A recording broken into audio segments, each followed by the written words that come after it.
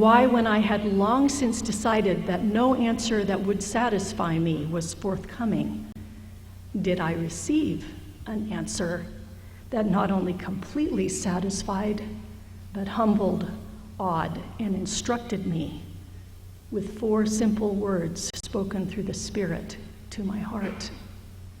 Wendy, you know me. I would agree that we must be careful about the conclusions we jump to when we feel something sweet or good. But how do I explain the remark of a young Chinese investigator being taught by some missionaries I attended with, when she said in her very broken and inadequate English, "Why do I feel cold every time I read the Book of Mormon? Every time I even touch this book, I feel cold, and I don't understand that." I can promise you that no missionary had taught this girl to expect a cold feeling in association with the Book of Mormon.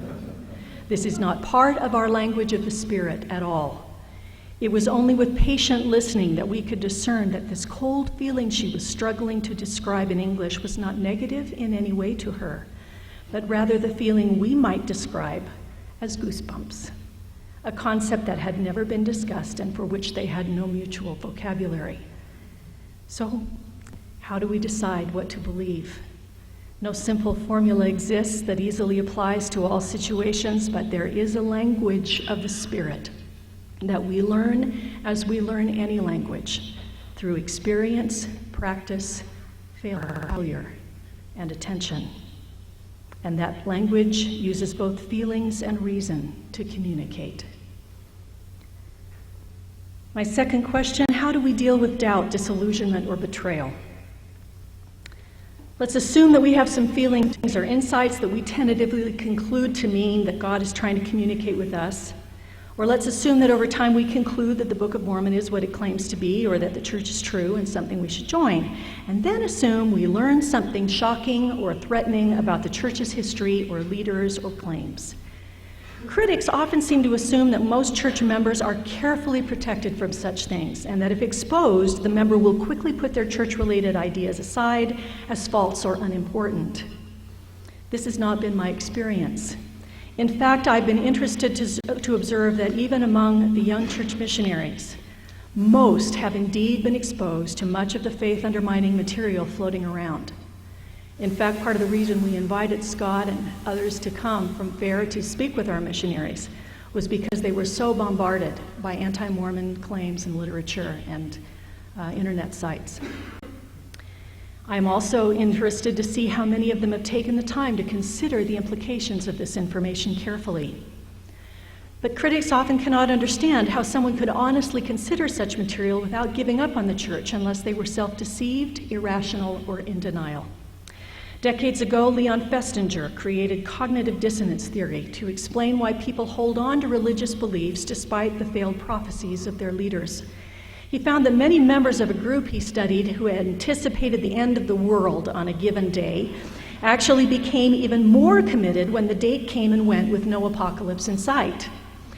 I read his book, When Prophecy Fails, many years ago with considerable interest as I tried to make sense of how a charismatic and well-read Sunday school teacher in my ward had gradually created a kind of cult following that eventually resulted in her excommunication, along with that of many people very dear to me. I had been spared a similar fate, perhaps only because I was away on a mission during the time of her greatest influence and self-deception. But I had been deeply influenced by this teacher, who had taught me virtually everything I believed I knew to be true about the church. Despite much that should have alerted us to trouble, we believed her. I wanted to understand why it took us so long to realize that she was wrong.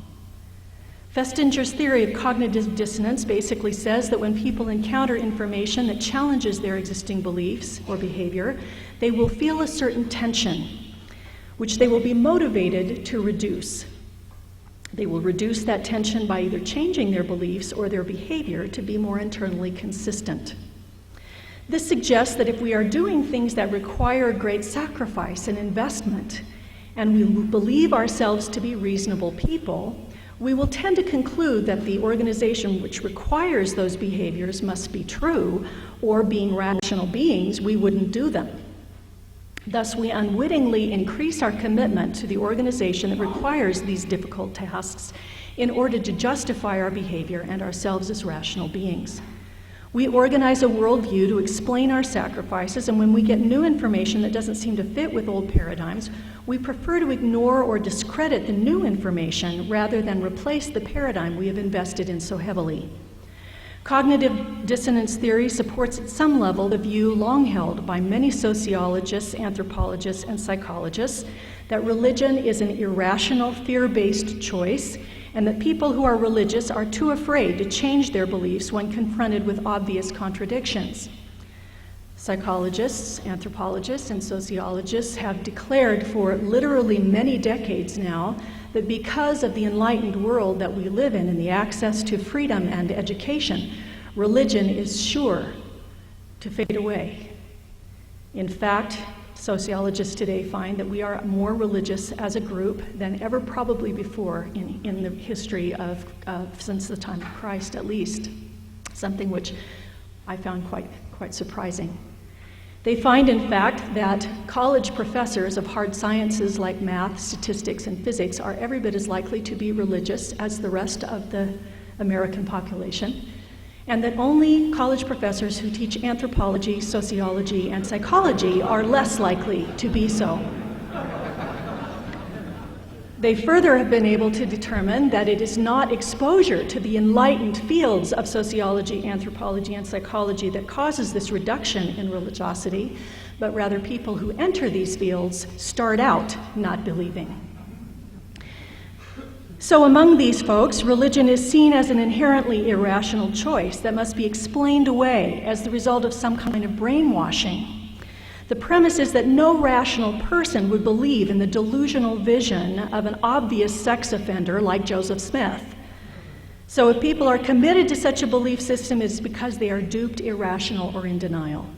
Their beliefs are not motivated by enlightening evidence that would normally cause them to see things differently because they are acting in very committed ways, such as paying tithing, attending meetings, sitting through weird temple rites, going to girls' camp, and publicly espousing their beliefs.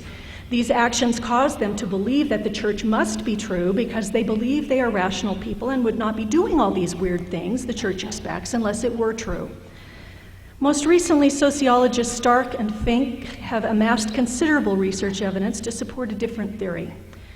Based on the assumption, well documented in their opinion, that religious people truly are rational within the choices available to them, and that we make religious choices to increase the benefits we obtain for the investment we make, much the way we make any economic decision.